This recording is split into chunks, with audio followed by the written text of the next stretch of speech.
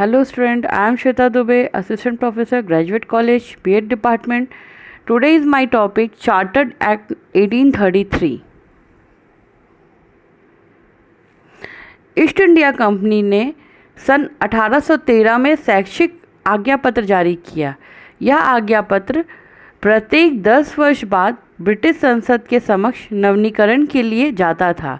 सन 1813 में जब यह आज्ञापत्र ब्रिटिश संसद के समक्ष गया तो इसमें धारा 43 और जोड़ दी गई, जिसमें उल्लेख था कि प्रति वर्ष कम से कम 1 लाख रुपए की धनराशि साहित्य के पुनरुत्थान और उन्नति के लिए, भारतीय विद्वानों को प्रोत्साहन करने के लिए तथा ब्रिटिश भारतीय क्षेत्रों में वैज्ञानिक ज्ञान के प्रारंभ और प्रसार के लिए व्यय की जाएगी। यह धारा विल्बरफोर्स और चार्ल्स ग्रांट, जो उस समय ब्रिटिश संसद के सदस्य थे, के प्रयासों से जोड़ी गई। सरकार द्वारा शिक्षा के कर्तव्य को प्रत्यक्ष रूप से स्वीकार करने का यह प्रथम प्रयास था। इसी में प्राच्य पाश्चात्य विवाद भी खड़ा हुआ।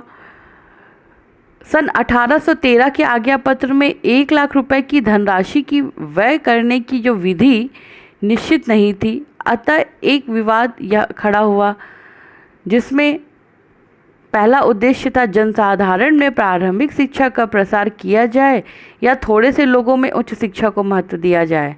माध्यम शिक्षा का माध्यम प्राच्य भाषाएं संस्कृत, अरबी, फारसी रखी जाए या देशी भाषाएं रखी जाए या अंग्रेजी रखी जाए। विषय अंग्रेजी के माध्यम से पाश्चात्य ज्ञान विज्ञान की शिक्षा प्रदान की जाए या प्राचीन ज्ञान विज्ञान तथा भारतीय साहित्य को विषय बनाया जाए।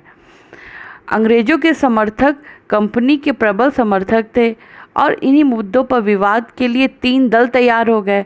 जो वो दल थे वो थे प्राच्यवादी, पाश्चात्यवादी और देशी भाषाभाषी। प्राच्यवादी चाहते थे कि भारत में संस्कृत, अरबी, फारसी भाषाओं के साहित्य का पुनरुद्धार और इन्हीं को माध्यम मानने के पक्ष में थे, और पाश्चात्य ज्ञान विज्ञानों की शिक्षा के माध्यम भी ये भाषाएं होनी चाहिए। मतलब पाश्चात्य ज्ञान विज्ञान जो है उसका माध्यम भी भारतीय भाषाएं होनी चाहिए। इसके समर्थक थे हैम्स्ट्रिंग्स, मिंटो और पाश्चात्यवादी स्पष्टता मानते थे कि अंग्रेजी माध्यम से पाश्चात्य ज्ञान विज्ञान की शिक्षा तथा धर्म प्रचार कर कंपनी के लिए नौकर तैयार किए जाएं। चार्ल्स ग्रांट और जो मिशनरीज, जो पादरी थे, और विल्बर्स, ये सब इसके समर्थक थे। और देशी भाषाभाषी जो थे, इस दल के समर्थक देशी या क्षेत्रीय भाषाओं और पाश्चात्य ज्ञान को माध्यम और विषय बनाना चाहते थे। इनमें मुनरो, एलिफर्स्टन इस विचारधारा के थे। तो यह विवाद शुरू हुआ और इस प्रकार प्राच्य और पाश्चात्य विवाद 20 वर्ष तक चलते रहे, और यह ब्रिटिश निश्चित करना असंभव हो गया कि 1813 के आज्ञापत्र के अनुसार जो धनराशि शिक्षा के लिए निश्चित हुई है उसे किस ढंग से व्यय किया जाए। इसीलिए इसे एक निष्क्रिय काल भी कहा जाता है शिक्षा के क्षेत्र में, भारतीय शिक्षा के क्षेत्र में।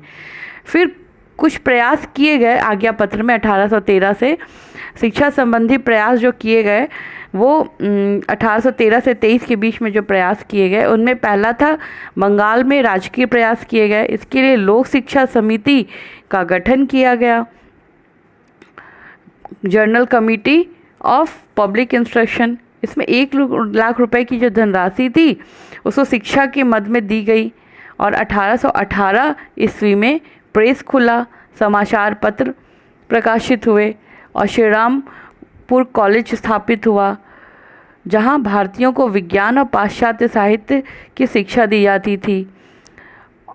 इसी में जो कलकत्ता में मदरसा खुला, कलकत्ता में एजुकेशन प्रेस 1824 में स्थापित हुए। प्राच्य भाषाओं के छात्रों को छात्रवृत्ति भी दी जाने लगी। और इसी तरह बम्बई में भी राजकीय प्रयास किए गए। पूना में संस्कृत कॉलेज की स्थापना की गई। तत्कालिक गवर्नर जो उस समय थे एलिफिंस्टन के द्वारा किया गया, जिसका उद्देश्य था वहाँ के जो ब्राह्मणों को अपने पक्ष में करना चाहते थे। सन 1823 में बम्बई शिक्षा समिति के अनुदान राशि की मांग की तो 13 दिसंबर 1823 में एलिफिंस्टन ने शिक्षा पत्र दिया इसके क्षेत्र में। और शिक्षा पत्र भारतीय शिक्षा में एक ऐतिहासिक पत्र माना जाता था, क्योंकि इनमें सारे सुझाव भारतीय जन शिक्षा और पाश्चात्य शिक्षा के इच्छुक भारतीयों के पक्ष में थे। सरकार द्वारा विद्यालय निर्माण और अनुदान की अनुशंसाएं भी की गई इस विवरण पत्र में। फिर मद्रास में राजकीय प्रयास किए गए। प्राच्य प्रेमी सर मुनरो ने 1822 में देशी शिक्षा का सर्वे करवाकर कंपनी डायरेक्टरों से प्रत्येक जिले में हिंदुओं और मुसलमानों के लिए 12 स्कूल की मांग के साथ 300 तहसील में वर्नाकुलर तथा नॉर्मल स्कूल भी इन्होंने मांगे और इन प्रस्तावों को मंजूरी भी हुई और 48,000 रुपये भी मिले। और 1828 में वे उनका निधन हो गया। तत्पश्चात मद्रास में लोक शिक्षा समिति को यह कार्य सौंप दिया गया, किंतु समिति ने अधिक कुछ नहीं किया। 9 जिले में स्कूल खोले और 61 तहसील तथा एक नॉर्मल स्कूल स्थापित किए। इसी तरह जो मिशनरियों के प्रयास रहे भारत में 1813 से 33 के बीच में, 1813 के आज्ञा पत्र के बाद अंग्रेज मिशनरियों के द्वारा भारत के लिए उन्हें खोल दिया गया उनके धर्म प्रचार के लिए, और वो पूरे भारत में मिशनरी स्कूल स्थापित करने लगे और पाठ्यपुस्तकों का देशी भाषा में अनुवाद कराया और साथ ही भारतीय भाषाओं को सीखा ताकि अपने संदेश को भारतीय भाषा में दे सके। इसका एक उद्देश्य था कि शिक्षा ही वह माध्यम है जिससे वो अपने धर्म का प्रचार कर सकते थे, लोगों को अपनी ओर झुका सकते थे। जब वो उनकी भाषा में शिक्षित होंगे तो खुद ही वो उस धर्म को अपना लेंगे। इसी में मुंबई में उन्होंने 1815 तक एक स्कूल, 1826 में बालिका स्कूल खोले और फिर इन्होंने मद्रास में मिशनरियों ने 1815 से 35 के बीच में 107 स्कूल खोले जहां 2882 छात्र पढ़ा करते थे। कोयम्बटूर, विशाखापट्टनम, बहुत सारे जो क्षेत्र थे मद्रास में, साउथ में, वहाँ उन्होंने स्कूल खोले। इसके अलावा आगरा, जौनपुर, अजमेर, बनारस, आजमगढ़, वर्धमान, मथुरा, लुधियाना में भी बहुत सारे स्कूल इन्होंने स्थापित किए। भारत में राष्ट्रीय शिक्षा प्रणाली का विकास। शिक्षा की वर्तमान प्रणाली का जन्म सन 1813 में हुआ, जब ईस्ट इंडिया कंपनी ने भारतीय शिक्षा का उत्तरदायित्व संभालना प्रारंभ किया और शिक्षा के लिए 1 लाख रुपए अनुदान भी उन्होंने दिया था, ये हम सभी जानते हैं।